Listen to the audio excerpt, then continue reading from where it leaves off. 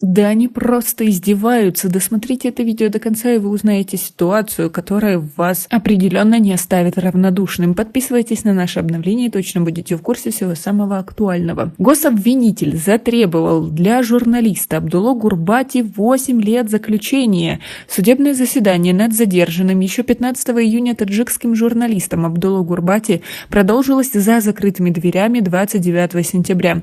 Ни судья, ни адвокат задержанного никаких подробностей и деталей процесса не комментируют. По имеющейся в распоряжении информации, на заседании в суде рассматривался вопрос о рекламном ролике, размещенном в YouTube, и о получении денег от таджикского предпринимателя из Египта. Заседание суда, которое проходило в СИЗО номер 1 ГУИ Минюста, началось утром и продолжалось до полудня 29 сентября.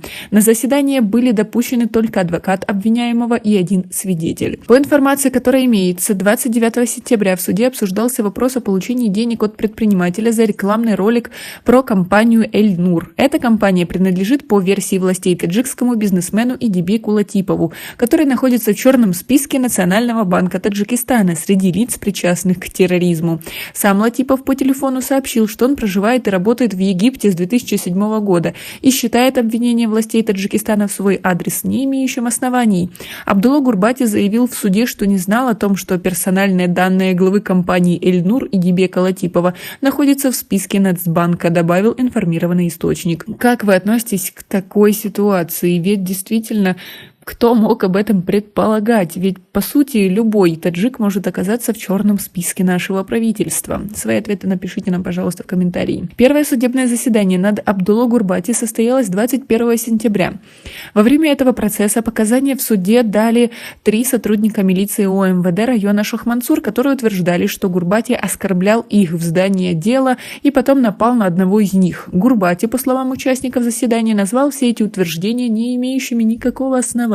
Абдулло Гурбати был задержан вечером 15 июня сотрудниками прокуратуры района Шахмансур города Душанбе. В отношении журналиста возбуждено уголовное дело по 3 статьям Уголовного кодекса Таджикистана. Статья 330, часть 1. Публичное оскорбление представителя власти при исполнении его служебных обязанностей или в связи с их выполнением. Статья 328, часть 1. Насилие, не опасное для жизни или здоровья, либо угроза применения насилия, а равно угроза уничтожения имущества в отношении представителя власти и его близких в связи с исполнением им своих обязанностей. И статья 307, часть 2. Участие в экстремистском сообществе. Достоверные источники утверждают, что Абдулло Гурбати отверг все предъявленные обвинения и во время допросов в следственном изоляторе.